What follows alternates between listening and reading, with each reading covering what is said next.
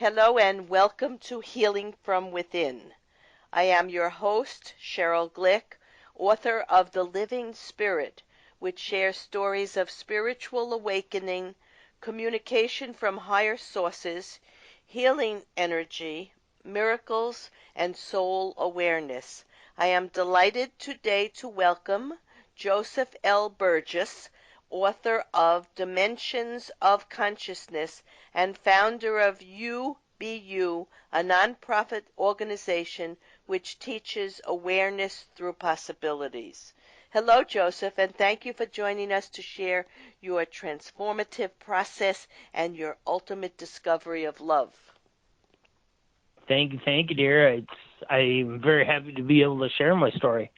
Great. Okay. Joseph, as listeners of Healing from Within are very well aware, my guests and I search our experiences, heart, and emotional landscape to begin to know ourselves on a multidimensional basis as both energetic beings having a physical experience and discovering what life is all about and how to improve our personal and human condition.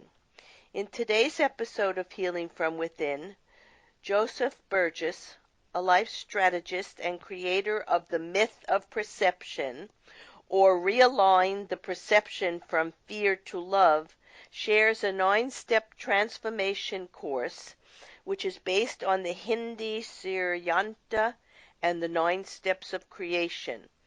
Realigning the physiology of the way a brain processes information, we will discover we are all limitless, great potential, wrapped in separation. Joseph, I always love to ask my guests to think back to their childhood and to remember a person. Now you have to go back in time.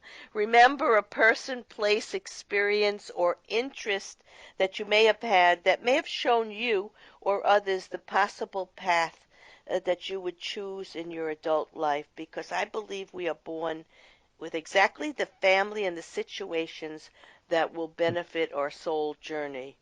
So think back for a minute. Okay. Actually, that's kind of it. To go back that far, I would have to say that it's my family dynamic, the way my not necessarily the way the well, it was the way that I learned, but it was the way that I learned not to be. If that makes any sense. That does make sense. Yeah. When I was almost 19, I got in a car accident, and I was brain dead for 5 days and in a coma for 6 weeks. And it was that really that. Actually, that's not even really what changed my life. That just brought me an awareness of, like, all of this stuff that you're saying beyond life. Yes. I died, and I remember what it looked like when my mom jumped up to resuscitate me. Nurses come rushing into the room. I looked over to the right out the window, and boom, I went back into my body.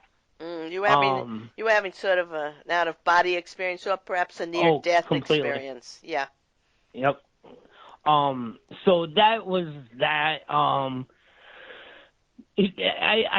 have a lot of stuff. You had said the Dimensions of Consciousness book, but I've kind of refocused my energy into getting my story out, and that's a story of it's a story of my life, but through my life, it's interjecting all the associations so people can learn from reading my book. Like, it's almost like going to a therapist. Mm-hmm. You'll read my book, and then you'll be like, hey, that happened to me. Hey, that happened to me. Hey, that happened to me. And then by making the association, it's how we improve ourselves. Because association technically is that's remembering. Mm-hmm. Every time we remember something, we're associating it to a memory that we have. So it's just, I believe in association as a teacher, as a tool, and that's what I'm going to be doing with my book. I'm in the process right now. I would love to have it published by spring, Easter time. because, I mean, I did die. So the spring and Easter is a good time for it to be published. I'm in the process right now of seeking out different publishers. There's a couple Well, that want my yeah, story right it's a now. slow process, but it's a very worthwhile effort, and I trust that if it's meant to be, it'll be, and not to worry too Of course. much, just to keep going forward and putting your Yep. intentions out into the higher air or universe and ask for Yep. help from above. It all works. I mean, to people who have not learned how to manifest and create, they find it a bit part of imagination or part of a make-believe scenario, but it's really the way energy works, and we are just energy Hmm. beings, and our thoughts are just energy thoughts, and we are creating our lives.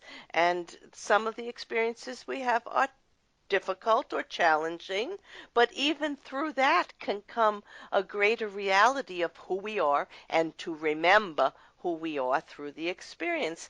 Now, I think you talked about maybe characters when you were a kid and cartoon characters and you were interested in something to that effect.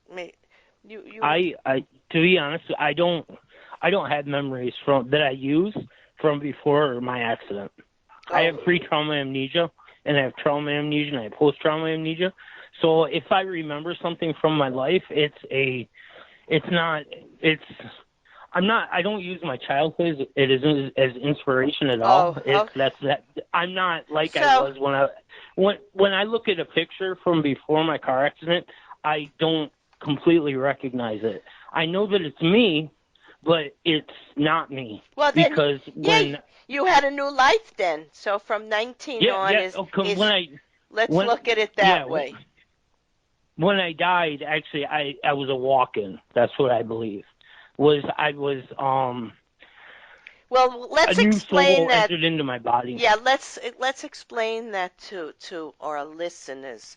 Now, one day I Okay. saw this. There was a show that used to be on television, Medium, and they Right. actually showed this woman's husband dying, and then there were emergency people working on him, and you could see an energy form leaving, and you could see an energy coming in, and then he started to breathe again. So that's what a walk-in is. A walk-in is when one soul has finished their life and done Their all duty. they well, when they've done all that they have to do in this physical incarnation, they are free to leave and return to life after life, and create a new story or pattern for themselves. And some other soul that needs to come in comes into that physical body. So that's, I I believe, actually what a walk-in is. I actually I'm from Michigan, but I live in Florida now. When I was in Michigan, I was very recluse and very I was married and had two stepkids, but I spent a lot of time by myself. Because I was learning everything and I didn't want the influence of external information on what I was learning. Hmm. Uh, I've been studying psychology since my accident. Well, actually 2 years after I started studying psychology, and then I started then I learned meditation when I was 26. When I did that, that was like totally what blew off everything for my life. Meditation is the greatest thing. The meditation saved my life. Meditation has made me beyond a miracle. The fact that I'm alive is a miracle. The Yes. fact that I have the cognizance that I had after my accident was a miracle.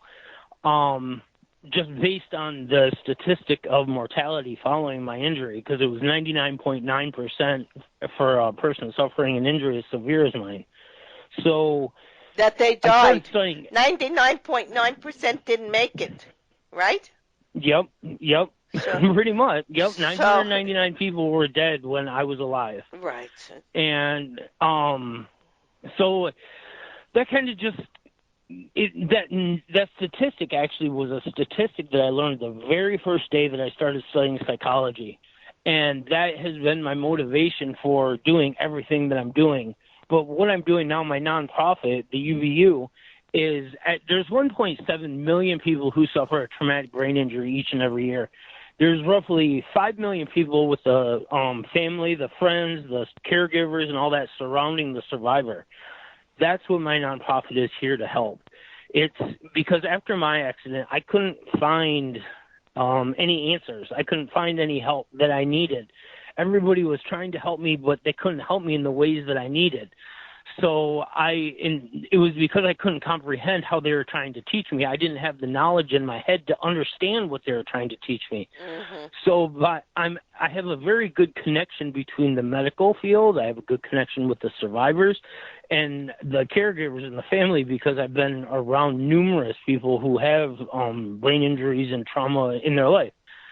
So to be honest, I'm a very unique person. I'm not more special than anybody. No, but I would say, given the experience that you have had, you are using a resource deep within yourself to bring it all together to serve others and to bring yourself as much positivity and joy in living your life with what you were handed, which was a challenging, extremely challenging situation.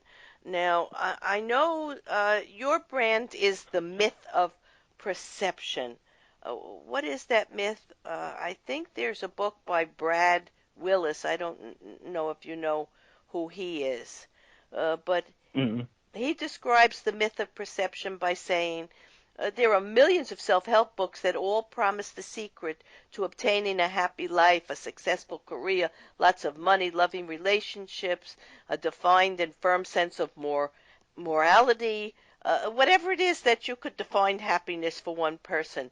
But nothing is possibly more subjective than happiness or perhaps health. So he was born with a deformity known as pectus excavatum, which is a sunken chest, and he struggled with low self-esteem.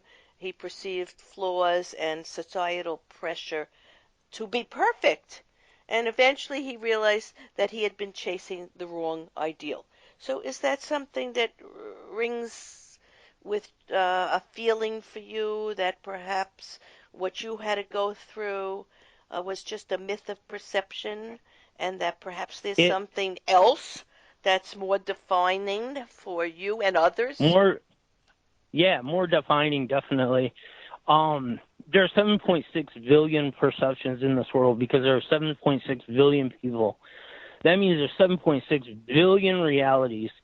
Each reality is the makeup and the construct of an individual perception, the individual mind of a person. No one can experience the memories that you have, nor can you experience the memories that I have. That makes your perception, my perception, everybody else's perception, their perception. That alone is a myth, because we interpret all the information around us. We think that everybody else is going to see it the same way we do. But technically, nobody even sees color the exact same way because of our interpretation. So it's based on, and this is a big part.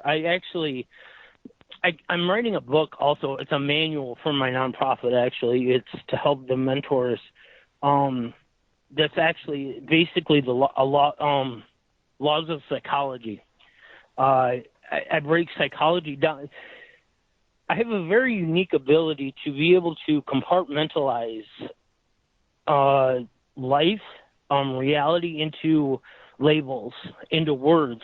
And then by using association, I can, first of all, there are only two human emotions that we experience, and that's love and fear. Yes. And technically, fear is only love. That's the separation of love that you were speaking of earlier in your description of me. That the fear, that's unique. That's the perception that an individual has. So it's 85% of thought is a logical thought, or And that's if you're not scared. But if you're scared, then we're using irrational thought, because technically the only thing keeping us alive is fight or flight.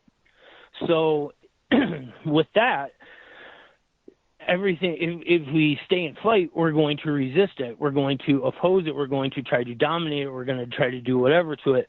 And so that's in the moment. But when people think about, oh my God, my wife is cheating on me, my husband is cheating on me because he's been gone for an hour and he's not really, or this is the famous one from when I was a kid, the illogical thought of, oh my God, did my parents get in a car accident and die? Is that why they're late? And that's Right. what used to always scare me, was that somebody got in a car. I used to be very scared of my house burning down, because when I was a baby, I was actually in my cradle, and my sister, I was sleeping in her room, and our house caught on fire. And my sister grabbed me and took me out. And so I believe that's the reason why I have the fear of fire.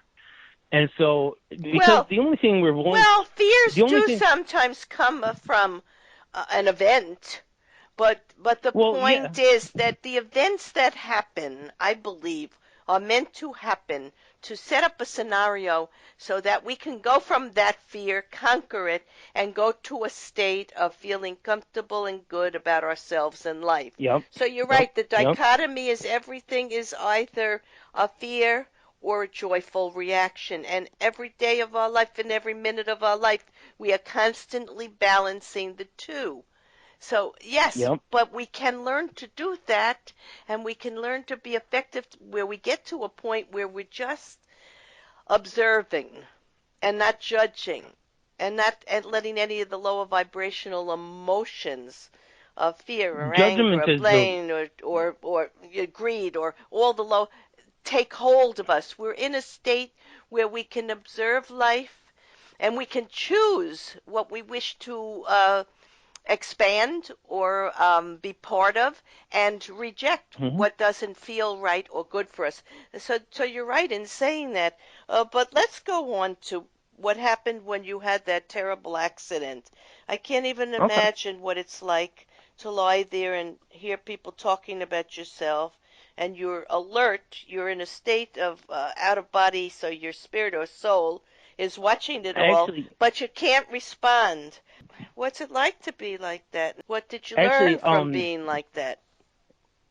Let me rephrase your perception of what it was. It was, okay, I believe that each of us are a soul, and each of us are an ego. My soul left my body. My soul came into my body. Now let me sum up the concept of God to me in my label thing. God is awareness. So I don't have to tell that tree what to do for it to know that it needs to absorb the sunlight and get water from the roots. I don't have to look at that stick and tell it what it needs to do to be a stick. I don't have to tell the washing machine what it needs to do to wash clothes. Everything in the universe is awareness. Yes. We are the only thing in this planet that does not acknowledge our own personal awareness. And that means purpose, our value, if you will. We modify the value of a dog or a cat and all that because of our conditioning that we do on it. And all this goes back to actually, I started really realizing all of this stuff when I understood the fact that I could put human psychology and dog psychology side by side. And I came up with the concept. I'm like, man, raising a child is just like training a dog if you do it right. So, and I told a friend that, and he's like, yeah, my grandpa gave my mom a training dog book, and I turned out good. So it's not necessarily, it's not a demeaning thing or demoralizing. It's if you understand the way that you can, of how the proper way of training a dog is, you can understand the rules, boundaries, and limitations that every psychology needs. It has to have rules, boundaries, and limitations. If it doesn't have rules, then it'll go free, and it'll run, and it won't stop from doing anything. If it has the limitations, that's what's going to tell the rules that'll tell you how far you can push it. Just like every parent knows, all little kids, they push the boundaries. That's because in 0 to 10 months, a child is learning fine motor skills. They're learning how to put their hands to their mouth. They're learning how to crawl. They're learning how to function in life, how to survive. From 10 months to 5 years, the human brain in the development is the beta stage. And that is basically where you're a sponge.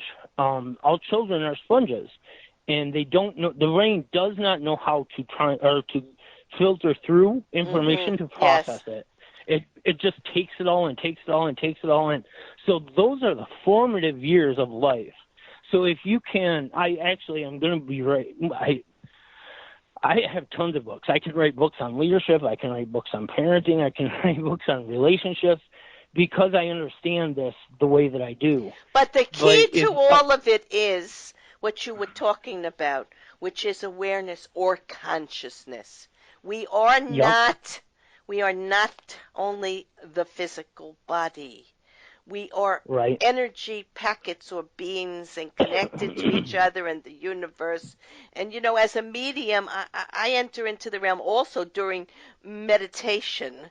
You were talking about meditation earlier, and I gather information or messages for clients that are filled with this connection of eternal love that reminds us of how we are supposed to live this life, but we've forgotten it because our ego or physical reality and a societal training takes us away from this complete knowingness and being who we really are as eternal beings right now in a physical body. But the point being, it's a language of love. The messages I receive come with love and to teach us that there's no death. Our soul is just connected to all other souls, whether in a body or out of a body. And there is a universal source. Some people call it God. I call it creation, the energy of creation or creative force that we're all part of. And I have interviewed many doctors, Dr. Raymond Moody, who wrote Life After Life, and he studied near-death experiences like you had, and Dr. Evan Alexander, who wrote Proof of Heaven. He was brain dead from meningitis and was not expected to pull out of his coma, but he relayed the world of spirit in the most beautiful and poetic ways. And I was always drawn to Dr. Elizabeth Kubler-Ross, even though I never met her, but she established hospice care, and she worked with this Dr. Vernon Sylvest, and he participated in the Monroe Institute in Charlottesville, Virginia, and I interviewed him. And all these people, scientists, artists, musicians, they're all aware that life is an eternal force and consciousness does survive physical death. So it's the story of energy. And I'm completing a book now also, and it's called New Life Awaits. So that's creating your best afterlife by living consciously now. And that's what you and I are talking about. Simply living consciously, allowing ourselves to be aware, not burying ourselves in belief systems or the thoughts of other people. Even books, they only serve to perhaps awaken a thought we have, an inspirational thought that we're sharing with the conscious, universe and eternal reality of truth. So I want to thank you for sharing, Joseph. Not a problem. Burgess, for sharing your accidents and your recovery and all you have learned through having a traumatic brain injury and how it has shaped your soul and physical life, encouraging you to expand and evolve in a greater realization of love and life's potential for healing. And I know it wasn't easy. We're talking years. 24. You're 24 now? No, in my new life I am. When I lived in Michigan, I had a conversation with the soul that entered into my body because that was the connection that I had with myself, that I developed within myself. I learned to talk to my guardian angels and my guides, and that was one of the first metaphysical reactions that I had in my life, or actions that I took in my life that led me down this path. And I trusted it. I got to the point where I'm like, okay, you know what? I'm making horrible decisions in my life. I can't do anything right. I'm screwing everything up. So you know what? I'm going to ask you guys what to do. So I started asking Spirit what to do. I mean, it was yes or no questions, but I'm like, okay, should I go left or right at the next stop sign? And then I get to the stop sign, close my eyes, and I do what I did to learn yes or no. Well, then it turned into a gut feeling where I completely recognized the feeling of yes, and I completely recognized the feeling of no. So it turned into just a way to perceive information. And I went to the local library and I asked a question.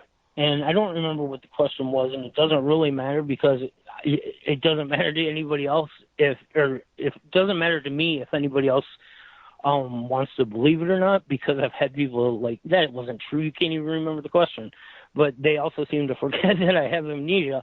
But I asked a question. I went into the library.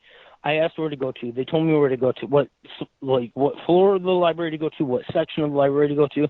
I started walking down the hall. They told me when to stop. I asked them which side. They told me which side. I asked them which row of books. They told me that row of books. I asked them which shelf. They showed me that shelf. I asked them which half of the shelf. They showed me which half. I started going up and down up the row with my finger, and I would ask yes, no, yes, no, yes, no, and then I got to a yes. I asked what, like 0 to 100, no. 101 to 200, no.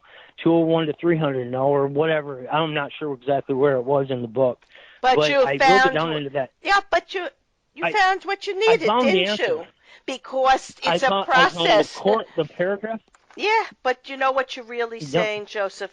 You're really saying it's a process of trust. To know you're not alone, exactly, to know you're a exactly. multi-dimensional being, and to know that you don't have to be afraid. So let's summarize today's episode of Healing from Within, because you have shared probably one of the hardest challenges any human being has experienced, dying and coming back to life without the skills and capacity to live life as you were before the accident. Now, the effort and retraining that goes along with such an injury and trauma are unimaginable to most.